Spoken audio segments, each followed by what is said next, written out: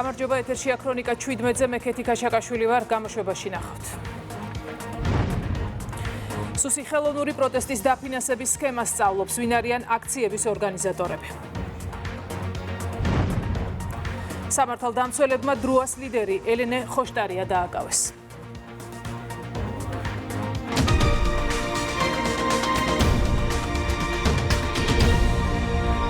საქალაქო სასამართლოში არასამთავრობო ორგანიზაციების წარმომადგენლების გამოკითხვა გრძელდება. პროკურატურაში მიმდინარე გამოძიების ფარგლებში გამოკითხვაზეა დაბარებული გიორგი ჩხეიძე. გენერალურ პროკურატურაში გამოძიება საბოტაჟის მტრულ საქმიანობაში დახმარების და კონსტიტუციური წყობილების წინააღმდეგ მოქმედების ფაქტებზე მიმდინარეობს. მაკუნა აბულაძე გვერდდება პირდაპირ ეთერში. ხუთსაათზე არის ჩანიშნული მესამე სექტორის ერთ-ერთი წარმომადგენლის აღმოსავლეთ-დასავლეთ ინსტიტუტის მართვის დირექტორის გიორგი ჩხეიძის გამოკითხვა. ჩვენთვის უცნობია ამ წუთებში ის იმყოფება თუ არა სასამართლო დარბაზში, ვინაიდან იმ ტერიტორიაზე სასამართლოს მთავარ შესასვლელთან, სადაც მედია არის მობილიზებული, ამ შესასვლელით ამ დრომდე ყოველ შემთხვევისთვის მას ჯერჯერობით არ უსარგებლია. თუმცა ჩვენ ვესაუბრეთ საქმის პროკურორს ლაშა კოტრიკაძეს, მან კიდევ ერთხელ განმარტა, რატომ დადგა დღის წესრიგში გიორგი ჩხეიძის გამოკითხვა და რა კითხვები ექნება გამოძიებას. მოვისმინეთ, რომ მთავარი შეკითხვა არის იმ საკმაოდ სოლიდური თანხების მიზნობრიობასთან დაკავშირებით, რომელიც მესამე სექტორს და კონკრეტულად ამ ორგანიზაციის ხელმძღვანელს USAID-ისგან ერიცხებოდა. მოვისმინეთ ისიც, რომ ეჭვებს აჩენს კონკრეტული დოკუმენტები, რომლებშიც არ არის მითითებული კონკრეტულად რაში დაიხარჯა თანხები, თუმცა მაყურებელმა კარგად იცის, რომ პროკურატურა გამოძიებას საბოტაჟის მტრულ საქმიანობაში ხელშეწყობისა და კონსტიტუციური წყობილების წინააღმდეგ მოქმედების ფაქტებზე აწარმოებს. შესაბამისად ეჭვები მას შემდეგ გაჩნდა, როდესაც გაირკვა, რომ არასამთავრობო სექტორის გავლით სწორედ თანხები ხმარდებოდა რადიკალური აქციების მობილიზებას. უფრო მეტი ალბათ გვეცოდინება ამ გამოკითხვის დასრულების შემდეგ. 2022-23 წლებში მის შუამავალ კომპანიას მიღებული აქვს დაფინანსება დაახლოებით 29 მილიონი ლარის ოდენობით და უკვე ადგილზე საქართველოში ეს თანხა განაწილდა საქართველოში მოქმედ არასამთავრობო ორგანიზაციებზე, მათ შორის იმ არასამთავრობო ორგანიზაციებზე, რომლებიც ანგარიშების დაყადაღდა და რომლის ხელმძღვანელებიც დადიან სასამართლოში დაკითხვას.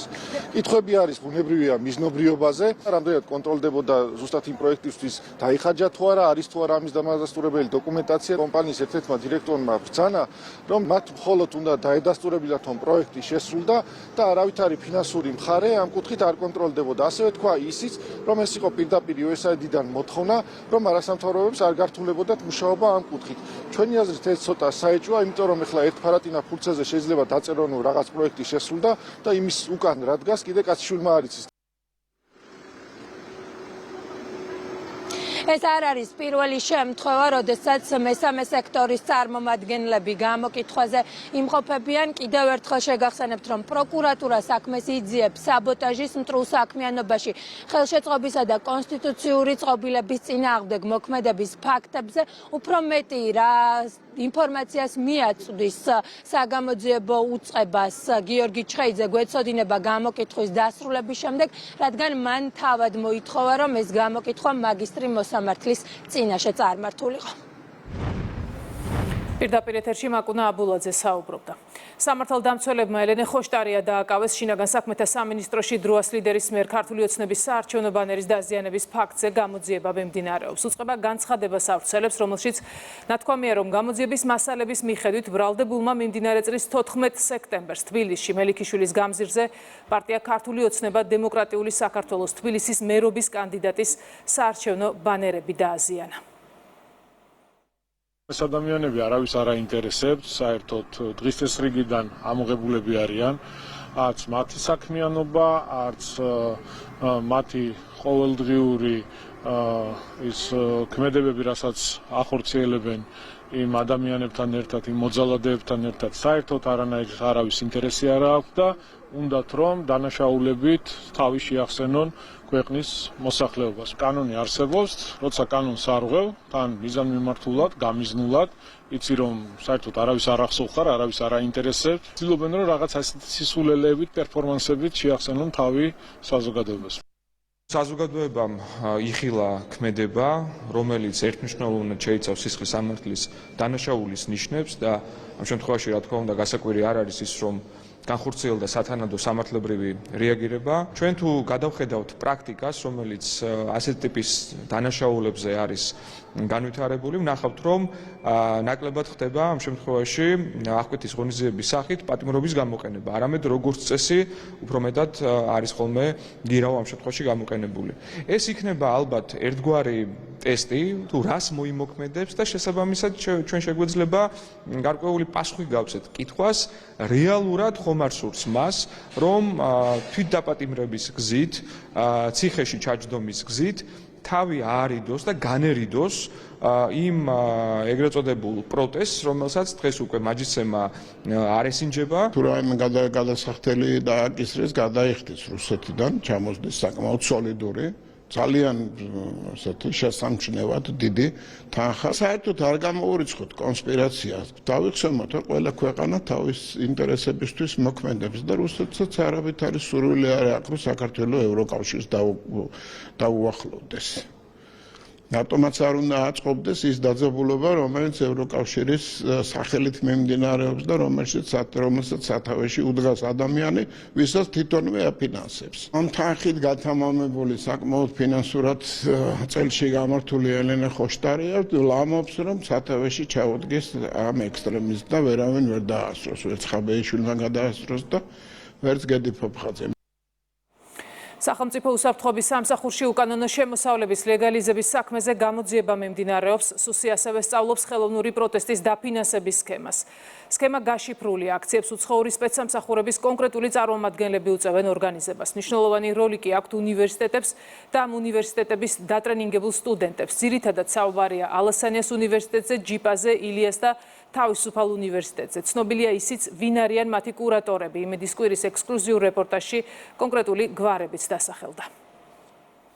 არასამთავრობო ეს ეგრეთ წოდებული NGO სექტორი თანხები, რომელიც შემოდიოდა, სქემა ყველაფერი გაშიფრული იყო, ყველაფერი ცხადი და ნათელი გახდა საზოგადოებისთვის.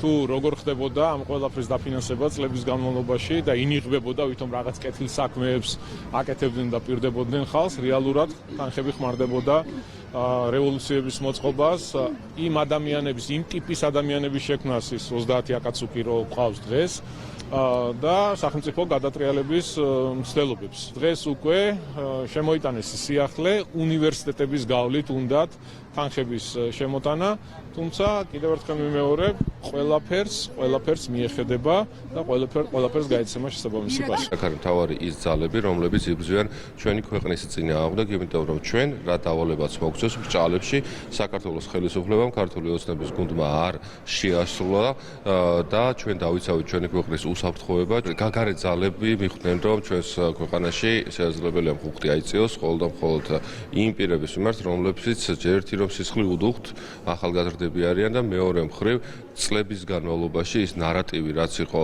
გატარებული მათ შორის უნივერსიტეტებში თუ სკოლებში, რომლებიცაც ხდებოდა ზუსტადაც რომ ტვინის გამორიცხვა, რის საწინააღმდეგოდაც ჩვენ საკანონმდებლო ცვლილებები გვაქვს მიღებული არაერთი. სწორედ ამ ადამიანებზე აკეთებენ აქცენტს, ადამიანებზე, რომლებსაც სამწუხაროდ არ უნდათ რომ გაიგონ სიმართლე რა არის. ამიტომაც ამ ადვილად მართვად ადამიანებს აჯერებენ ყველაფერს და შემდეგ მათ შორის ისეთ დავალებებს და წასვლებებს კი არიან ეს ადამიანები, როგორც არის ფაშიზმი, როგორც არის დანაშაულების ჩადენა. პრაქტიკულად ყველა სქემა არის გაშიფრული, რაც არის ახალგაზრდების საპროტესტო აქციაში ჩართვასთან დაკავშირებით, გარედან თავსმოხვეული, გამოიყენება სხვადასხვა უნივერსიტეტი, გამოიყენებიან უცხოელი აქტორები იმისთვის, რომ იგივე მეთოდები, რაც იყო მაგალითად სერბეთში, სხვა ქვეყნებში, სადაც deep state-ი აწყობდა იმ კერას დაძაბულობის და რევოლუციებს, რაც ჭირდებოდა გლობალურ ნეგატიურ ძალებს, იგივე სრულად გადმოიტანონ საქართველოში, გაფრთხილდნენ ახალგაზრდები, გაფრთხილდნენ მათი მშობლები, არ გახდნენ ბრმა იარაღი ისეთი ძალების ხელში, ვისაც საქართველოს წარმატება და ჩვენი ქვეყნის წინსვლა არ სურს. მართველი გუნდია საფეთქებელი ნივთიერების ექსოგენის საქართველოში შემოტანის სკანდალურ საქმეზე გამოძიების დეტალებს ელოდება. მათი თქმით აუცილებელია დადგინდეს, ვის ინტერესებში შედიოდა დაპირისპირება და არეულობა საქართველოში და ვინ დგას ამ ყველაფრის უკან. ექსოგენამდე იყო იმავე ხელწერით დაგეგმილი სცენარები, არჩევნების წინ მიხეილ სააკაშვილის შემოპარვა 2020 წელს და გივით არგამაძის აფეთქების მცდელობა 2016-ში. ეს არის აბსოლუტურად მორიგი პროპაგანდისტული საქმე, ასეთი განცხადების პროკურატურის თუ სახელმწიფო უსაფრთხოების მიერ გაკეთებული ჩანაწერის თუ შესაბამისი რაღაცა ჩვენებაზე აპელირების ნულოვანი სანდოობა. თუ შევხედავთ ვინ არიან გარკვეულ მაღალ თანამდებობებზე უკრაინაში წარმოდგენილი, შემთხვევით ის პირები ხო არ არიან აქ, რომლებიც ხალხს აწამებდნენ ჩვენს ქვეყანაში 2012 წლამდე, თუ კი რაიმე უბედურება ხდებოდა, რა თქმა უნდა, მათი ჩართულობით არ უნდა გაგვიკვირდეს. ჩვენ განსაკუთრებული სიფრთხილით უნდა ვიყოთ, დაველოდოთ კიდევ საგამოძიებო უწყებებს, რომლებიც მუშაობენ ამ მიმართულებით. ძალიან მნიშვნელოვანი იყო პრევენციული ღონისძიების განხორციელება და მადლობა შესაბამის უწყებას. აშკარად არის ძალიან დიდი ინტერესი იმისა, რომ ქვეყანაში იყოს სერიოზული დაპირისპირება. ქვეყანაში იყოს სერიოზული არეულობა, რომ შემდგომ აი მღრიე წყლით ისარგებლონ ზოგიერთებმა, აუცილებელია, რომ სახელმწიფო უსაფრთხოების სამსახური გავიდეს აბსოლუტურად ყველა დეტალზე. საიდან იყო ეს შეკვეთა, ვის უნდა განეხორციელებინა ეს სისხლისღვრა, რათა საზოგადოებამ იცოდეს ძალიან კარგად ის სახელი გვარები და ის ჯგუფები, რომლებიც დგანან მსგავსი ტიპის დაპირისპირების და შფოთის ინტერესების უკან. მთავარი მიზანი არის, რომ საქართველო ჩაითრიონ რუსეთთან სამხედრო ავანტურაში და გაიხსნას აქ მეორე ფრონტი. ამას სხვა მეთოდოლოგიით ცდილობენ რომ მიაღწიონ. იმ ფარგლებში რაც რუსმა განაცხადა, ბოლომდე ალბათ ჯერ ინფორმაციას ჩვენ არ ვფლობთ და განმარტებას ვერ გავაკეთებთ, მაგრამ ჩემთვის გასაკვირი არაფერი არ არის. მათი ოფიციალური პირები ხმამაღლა აცხადებდნენ იმ დიდ სურვილს, რომ საქართველო ამ ომში ჩართულიყო. მართველი გუნდი დარწმუნებულია, რომ 4 ოქტომბრის არჩევნებისთვის ოპოზიციის ნებისმიერი პროვოკაცია და საარჩევნო პროცესის ჩაშლის მცდელობა უშედეგოდ დასრულდება. ისინი ოპონენტების უსუსურობაზე ამახვილებენ ყურადღებას და ამბობენ, რომ ხელისუფლების ძალადობრივი გზით შეცვლა არავის გამოუვა. ქართული ოცნება გამარჯვებაში დარწმუნებულია. 4 ოქტომბერს გაიმარჯვებს ქართული ოცნება დემოკრატიული საქართველო ძალიან დიდი ანგარიშით, ყველა ოლქში, როგორც მუნიციპალურ, ასევე მერების მიმართულებით, იმიტომ რომ ქართული ოცნება ეს არის ეროვნული პატრიოტი ხელისუფლება, რომელიც იცავს ქვეყნის ინტერესს და ატარებს ქართველი ხალხის ინტერესს. ხალხი ძალიან კარგად აკეთებს ანალიზს იმასთან დაკავშირებით, თუ ვინ რას წარმოადგენს. იდეა მდგომარეობს იმაში, რომ არიანტული ხელისუფლება უნდა მოვიდეს და შეასრულოს დავალება და დავალება არის ერთი, ძალიან პრაგმატული და ცივსისხლიანი. აი ამდენი გამოწვევის პირობებში, როდესაც ქართული გვარის მქონე ადამიანები უპირისპირდებიან აი ამ საზოგადოებრივ ინტერესს, რომ სტაბილურობა იქნეს შენარჩუნებული, არ ვიცი, ისტორიის გამეორება, ეს არის ბოროტება. ჩვენ ვიხილეთ ზოგადად არაერთხელ მცდელობა რევოლუციური გზით პროცესების განვითარებისა რადიკალების მხრიდან და სწორედ ამ ფორმით შემდგომში მათ სურდათ, რომ ხელში ჩაიგდოთ ქვეყნის მართვის სადავეები, რასაც ისინი ვერ ახერხებდნენ წარსულში და ბუნებრივია ვერ მოახერხებენ ვერც ამ შემთხვევაში, ვინაიდან საზოგადოების უდიდეს ნაწილს შესაბამისი პოლიტიკური განაჩენი მათთვის უკვე კარგახანია გამოტანილი აქვს. ეს პრინციპი ქართულადაც ზუსტად ისევე სწორად ჟღერს, როგორც ინგლისურად. ეხმიანება პარლამენტის თავმჯდომარე დიდი ბრიტანეთის შინაგან საქმეთა მინისტრის განცხადებას. შაბანა მაჰმუდი წერს, რომ ყველა, ვინც საპროტესტო აქციების დროს თავს ესხმის პოლიციელებს, კანონის სრული სიმკაცრით დაისჯება. მანამდე შალო პაპუაშვილმა დაწერა ბრიტანეთის პრემიერ-მინისტრის განცხადებაზე, კირ სტარმერის თქმით, ხალხს აქვს მშვიდობიანი პროტესტის უფლება, მაგრამ არ შეეგუებიან პოლიციელებზე თავდასხმებს, რომლებიც თავიანთ საქმეს აკეთებენ.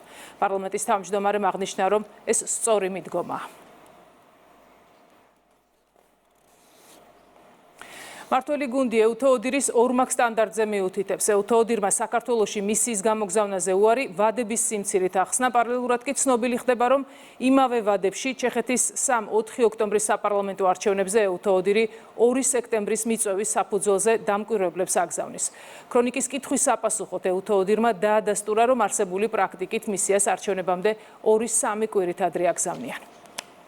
მე მჯერა ეუთოოდირის мотиваციის, მე მჯერა ეუთოოდირის მიერ გამოქვეყნებული შესაძლო მიზეზების, რაც მათ აქვს დასახელებული და ამაში ეჭვი შეტანის საფუძველი არავის არ აქვს. იმხელა ზეწოლის, იმხელა ბულინგის, იმხელა შეურაცხყოფის ქვეშ აღმოჩნდა ეუთოოდირი საპარლამენტო არჩევნებზე, არანაირი სურვილი არ აქვს. მე ალბათ მგონია, რომ შემდეგ საპარლამენტო არჩევნებშიც არ მიიღებენ მონაწილეობას. გაიხსენეთ გარედან ევროპარლამენტარები, ზოგიერთი ქვეყნის მაღალი თანამდებობის გაქსუებული ჩინოვნიკი რა განცხადებებს აკეთებდა ეუთ ოდირის დასკვნასთან დაკავშირებით.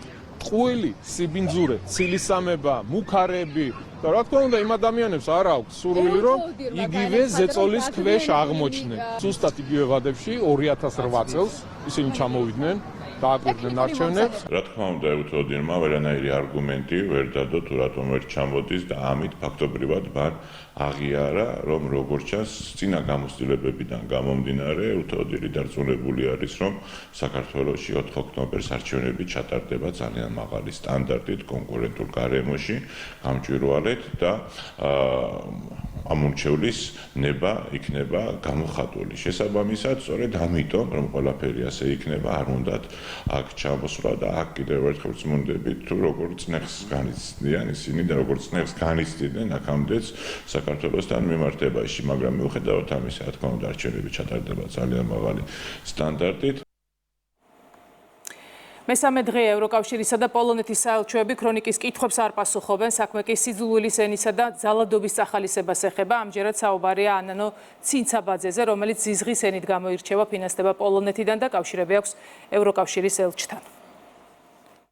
მარტო სიძულვილის ენით გამოირჩევა ეს აქტივისტი, თუ სხვა აქტივისტური საქმიანობაც ყოა. დიპლომატიურ საქმიანობასთან ნამდვილად არაფერი არ აქვს ამ ადამიანს.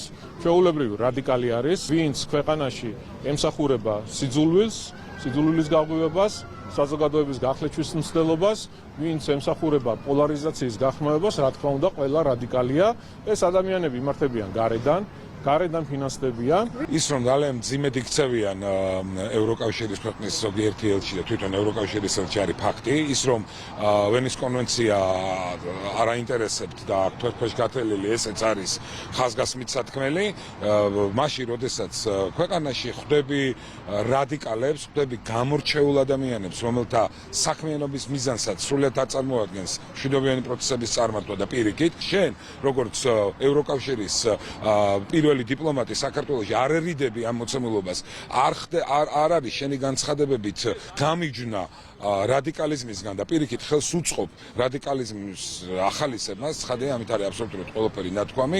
ეს ეგრეთ წოდებული პროტესტი ძირითადად არის უცხოეთიდან დაფინანსებული, რომელსაც სწორედ ეს ფონდები უდგანან სათავეში, რომლებიც მათ შორის ევროკავშირის თანხებით აფინანსებენ ამ პროტესტს ეგრეთ წოდებულს და ეს პროტესტი გამოირჩევა უკიდურესი პოლარიზაციის, ზიზღის ენით და რა თქმა უნდა, ესეთი ვიზიტი და ამ ზიზღის ენის პროპაგანდისტებთან შეხვედრა არის ერთგვარი წახალისება.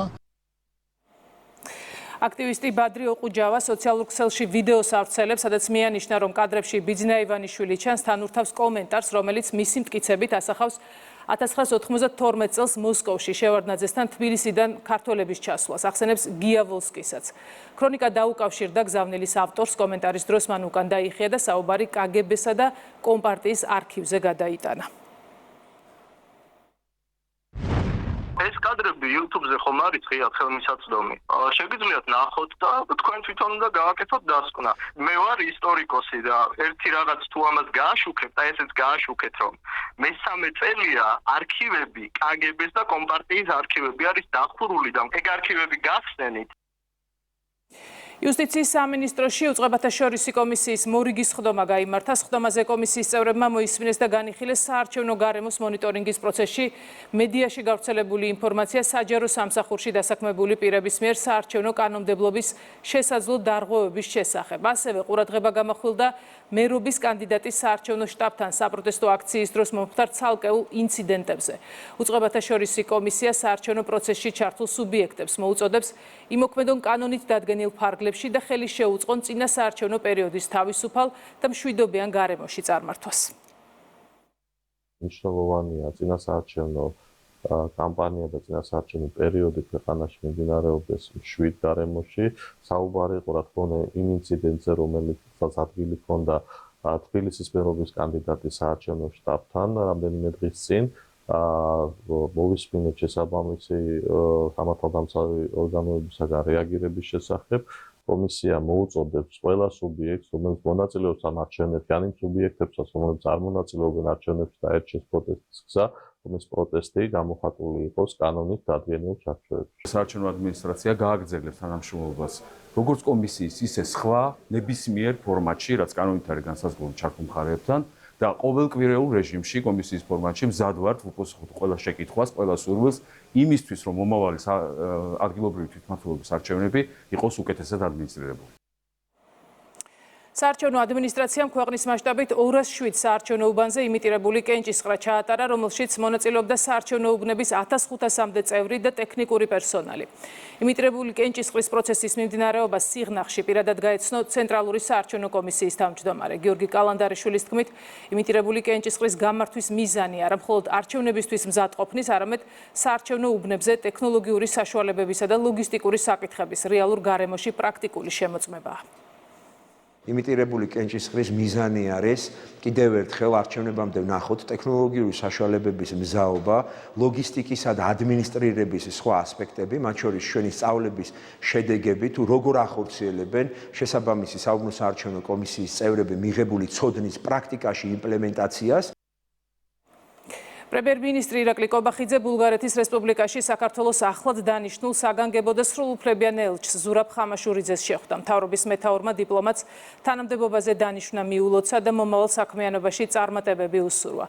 ზურაბ ხამაშურიძე ესტონეთის რესპუბლიკაში საქართველოს საგანგებო და სრულუფლებიანი ელჩის პოზიციას იკავებდა. სხვადასხვა დროს ის იყო ევროკავშირის გენერალური დირექტორატის ევროინტეგრაციის დეპარტამენტის დირექტორი, ასევე ბელგიის სამეფოში საქართველოს საელჩოსა და ევროკავშირში საქართველოს წარმომადგენლობის საგანგებო და სრულუფლებიანი დესპანი.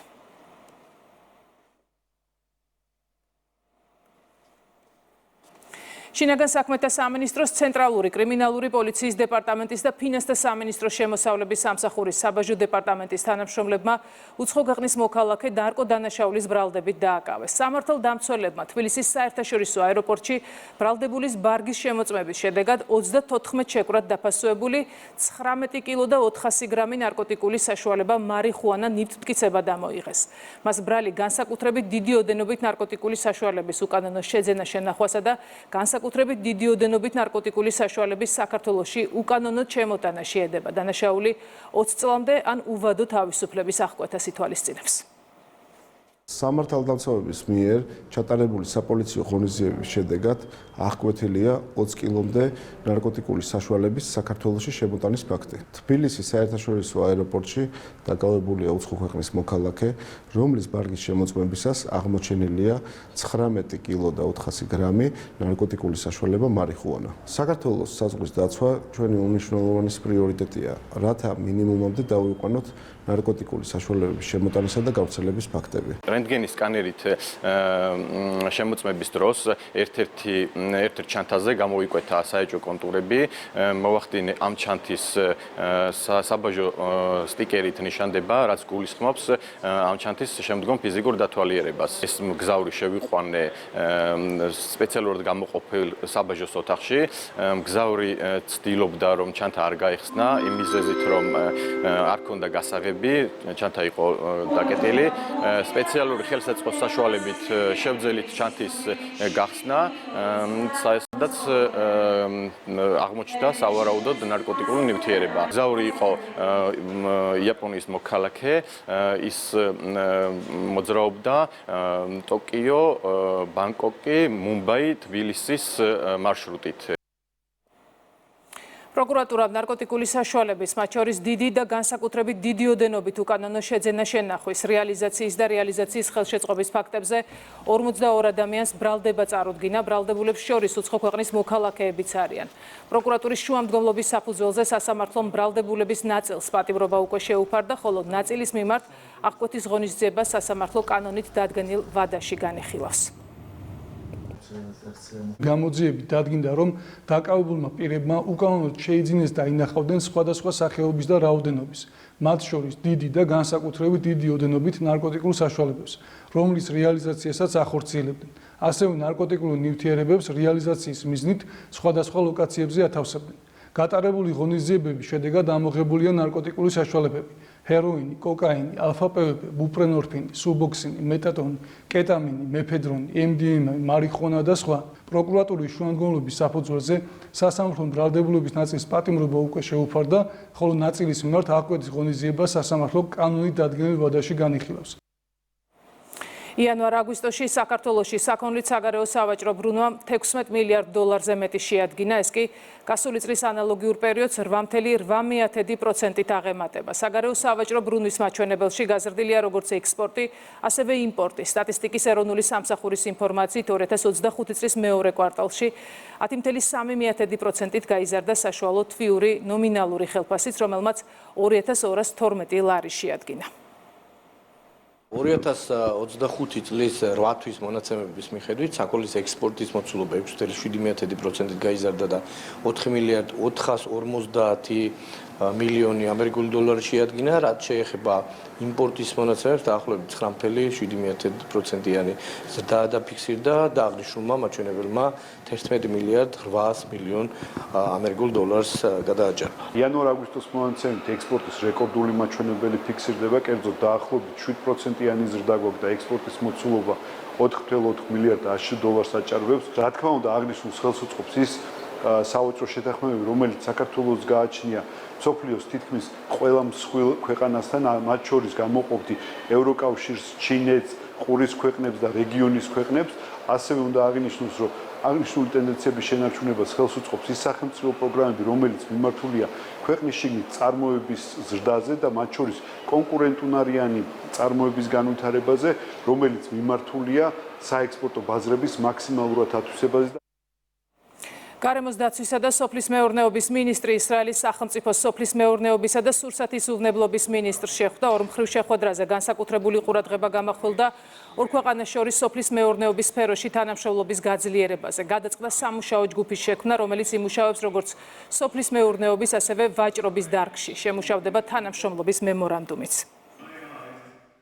იმჯერად რომ შეგვიძლია სამუშაო ჯგუფი, რომელიც მოამზადებს იმ პრიორიტეტებს, რომელიც მნიშვნელოვანია და არის ორი ქვეყნის ინტერესებში, სასოფლო-სამეურნეო პროდუქციის, როგორც ვაჭრობის გაძლიერების, ასევე გამოცდილების გაძლიერების კუთხით შეიქმნას მემორანდუმი, რომელიც შემდგომში გაფორმდება და ეს იქნება ძალიან კარგი საფუძველი იმისა, რომ შემდგომი ურთიერთობები კიდევ უფრო მეტად გაძლიერდეს და კიდევ უფრო მეტად გაღრმავდეს. ეს ჩემი პირველი ვიზიტია საქართველოში და ძალიან ნაყოფიერი შეხვედრა მქონდა მინისტრთან და სამინისტროს მთელ გუნდთან. ვაპირებთ შევქმნათ ჯგუფი, რომელიც იმუშავებს საქართველოსა და ისრაელს შორის ურთიერთობების შემდგომ განვითარებაზე, რათა კიდევ ერთი საფეხურით წინ წავიწიოთ. ჩვენ ძალიან ოპტიმისტურად ვართ განწყობილნი, ბევრი რამ ჯერ კიდევ გვაქვს სასწავლი ერთმანეთისგან.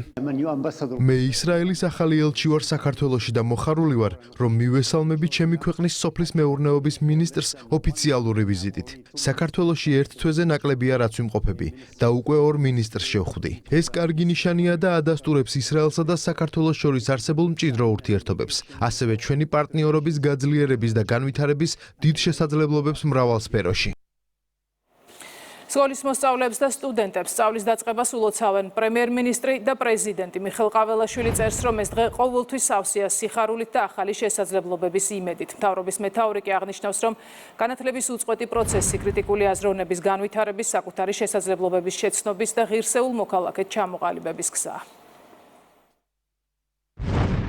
ჩემო ძვირფასო მოსწავლეებო, მასწავლებლებო, სტუდენტებო, გილოცავთ ახალი სასწავლო წლის დაწყებას. ეს დღე ყოველთვის სავსეა სიხარულით და ახალი შესაძლებლობების იმედით. დღევანდელ დღეს განსაკუთრებით ულოცავ პირველ კლასელებს, რომლებმაც დღეს პირველად შეაღეს სკოლის კარი. დღეს თქვენთვის ცხოვრების ახალი საინტერესო დაუვიწყარი და აღმოჩენებით სავსე ეტაპი იწყება. ამ უმნიშვნელოვანეს გზაზე თქვენს გვერდით დგანან მასწავლებლები, ადამიანები, რომლებიც მზად არიან გაგიზიარონ საკუთარი ცოდნა და იზრუნონ თქვენს ღირსეულ მოქალაქეებად ჩამოყალიბებაზე. სწორედ მასწავლებლები არიან ჩვენი ეროვნული და ტრადიციული ღირებულებების გამორჩეული დამცველები. ღირებულებების, რომელსაც ჩვენი მომავალი უნდა ეფუძნებოდეს. ძვირფასო მოსწავლეებო და სტუდენტებო, თქვენ ხართ ჩვენი ქვეყნის მომავალი და ყველაზე დიდი სიმდიდრე გისურვებთ წარმატებებს. ძვირფასო მოსწავლეებო, სტუდენტებო, პატივცემულო მასწავლებლებო და მშობლებო, გულითადად გილოცავთ სასწავლო წლის დაწყებას.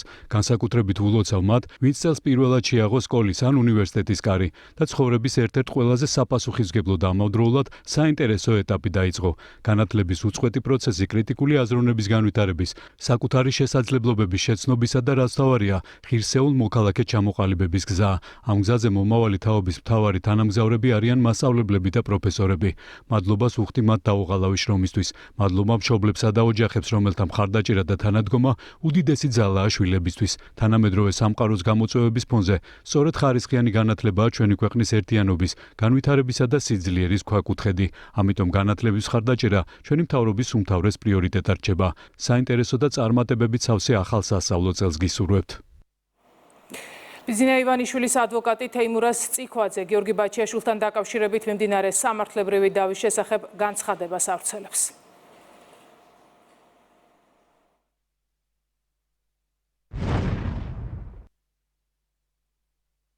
მსურ საზოგადოებას მივაწოდო ინფორმაცია დაზარალებული ბიძინა ივანიშვილის კუთვნილი ბიტკოინების გიორგი ბაჩიაშვილის მიერ მართლსაწინააღმდეგო მითვისებისა და უკანონო შემოსავლის ლეგალიზაციის საქმეზე ზოგიერთი უცხოური მედიის წარმომადგენლის მიერ გამოთქმულ ინტერესთან დაკავშირებით.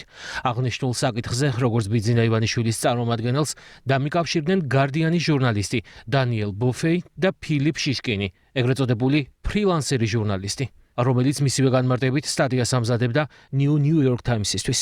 სამწუხაროდ ორივე აღნიშნული პირი შემთხვევაში აშკარად იკვეთება, რომ არიან დაქირავებულები ბაჩიაშვილის მისი ოჯახის მიერ, მოქმედებენ მერკანტილური ინტერესით და ამავდროულად პირდაპირ ცდილობენ მცდარი წარმოდგენები დაამკვიდრონ მათ მკითხველთა წრეებში სადავო საკითხთან დაკავშირებით. მოახდინონ ჩემი მარწმუნებლის დაზარალებული ბიძინა ივანიშვილის დისკრედიტაცია. აღნიშნული კი კიდევ უფრო აღრმავებს ეჭვებს, რომ გარდა თავიანთი მერკანტილური ინტერესების გატარებისა, მითითებული ჟურნალისტები თუ მედია საშუალებები ასრულებენ, ატარებენ დამატებით სხვა დავალებებსა და ინტერესებს, რასაც უფრო ხანგრძლივი ისტორია და ღრმა ფესვები აქვს, ვიდრე ბაჩიაშვილის დანაშაულებრივი საქმიანობა.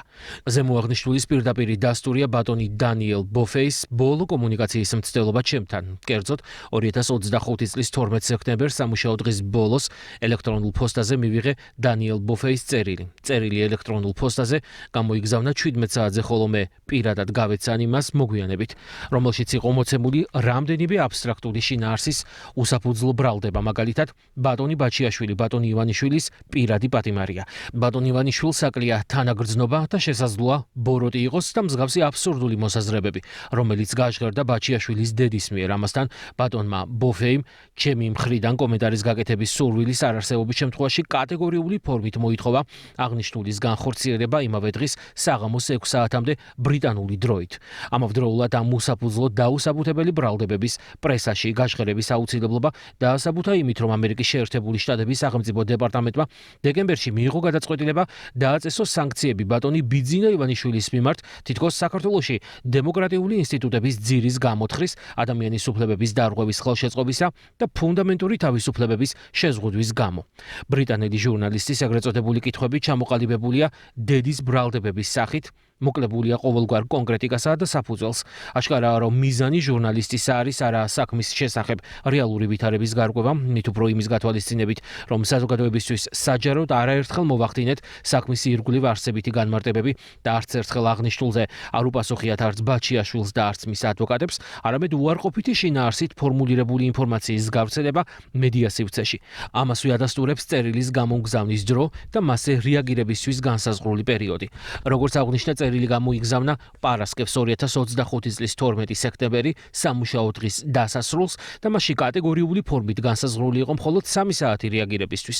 ცხადია, რომ ჟურნალისტმა ამით ფორმალურად შეასრულა მისი ეთიკური ვალდებულება მეორე მხარის ინფორმირებისა, თუმცა რეალურად არც კი მისცა დაზარალებულ მხარეს რეაგირებისთვის დრო, როგორც იკვეთება, არც საინტერესებდა პასუხები და დაუყოვნებლივ გამოაქვეყნა შეკვეთილი სტატია.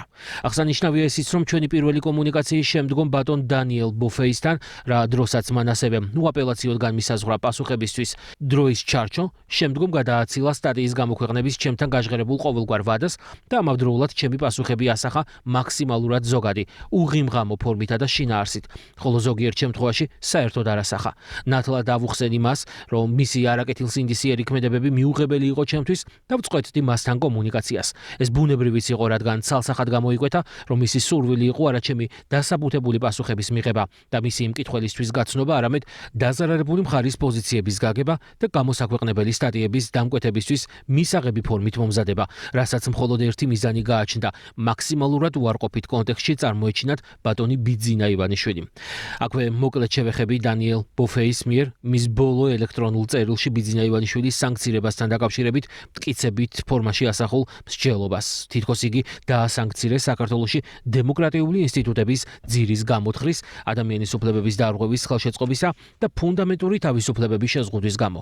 აღნიშნულიც, რომ მსჯელობა ასახული იქნა კიდეც მის მიერ სტატიაში. ბატონი ბიძინა ივანიშვილის მიმართ მართლაც ჰქონდა ადგილი დაუსაბუთებელი სანქციების გამოყენებას ამერიკის შეერთებული შტატების წარმოვალი ადმინისტრაციის მხრიდან, თუმცა ეს დაუსაბუთებელი სანქცია შემოიფარგლა მხოლოდ რუსეთთან საერთო კავშირებზე მითითებით. ვიმეორებ, დაუსაბუთებლად ყოველგვარი კონკრეტიკისა და ფაქტებზე მითითების გარეშე. მაშინ როცა ბატონი დანიელ ბოფეი ზოგიერთი არასამთავრობო ორგანიზაციის სტილში გვთავაზობს ბრალდებების მთელ სერიას, რაც თურმე ეხება დემოკრატიის უკუსლას და ადამიანის უფლებების დარღვევას. ვფიქრობთ, აღნიშნული პირდაპირ მიუთითებს მის არაკეთილსინდისიერებაზე და კონკრეტული დაკვეთის შესრულებაზე. რაც შეეხება ბატონ ფილიპ შიშკინს, მის ყველა ძირითად შეკითხვას 18 აგვისტოს უპასუხე. დამატებით შეკითხვას უპასუხე 21 აგვისტოს, ვინაიდან დანიელ ბოფეის მსგავსად მანაც შემზღუდა დროში იმ მოტივით, რომ სტატია მაქსიმუმ აგვისტოს ბოლოს უნდა გამოქვეყნებულიყო.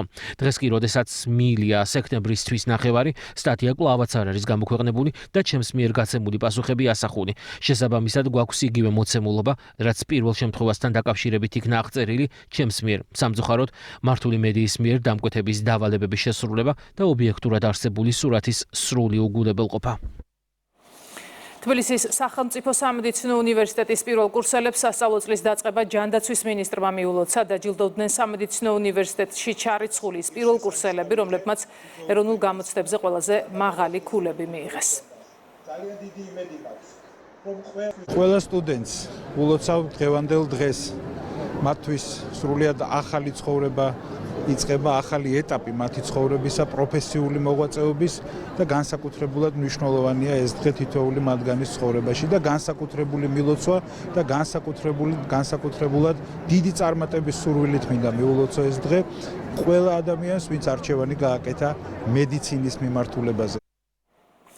აჭარის მთავრობის თავმჯდომარემ განათლებისა და სპორტის მინისტრთან ერთად ხულოს მუნიციპალიტეტის სოფელ ხიხაძირში განახლებული 150 მოსწავლისთვის გათვალისწინებული საჯარო სკოლა გახსნა. სულხან თამაზაშვილმა აღნიშნა, რომ მნიშვნელოვანია მოსწავლეებს ყველა მუნიციპალიტეტში ჰქონდეთ თანაბარი წვდომა თანამედროვე სტანდარტების საგანმანათლებლო ინფრასტრუქტურაზე. გავხსენეთ სრულიად რეაბილიტირებული ახალი საჯარო სკოლა, განათლება გახლავთ რეგიონში და ქვეყანაში განვითარების მთავარი საფუძველი, სწორედ ამიტომ მნიშვნელოვანია, რომ 6 მუნიციპალიტეტში მოსწავლეებს ჰქონდეთ თანაბარი წვდომა თანამედროვე საგანმანათლებლო ინფრასტრუქტურაზე. ზუგდიდის სოფელ დარჩელში 180 ბავშვისთვის გათვალისწინებული ახალი საბავშვო ბაღი გაიხსნა. ბაღი ყველა თანამედროვე სტანდარტს აკმაყოფილებს. საბავშვო ბაღი უახლესი ტექნიკით და ავეჯით არის უზრუნველყოფილი.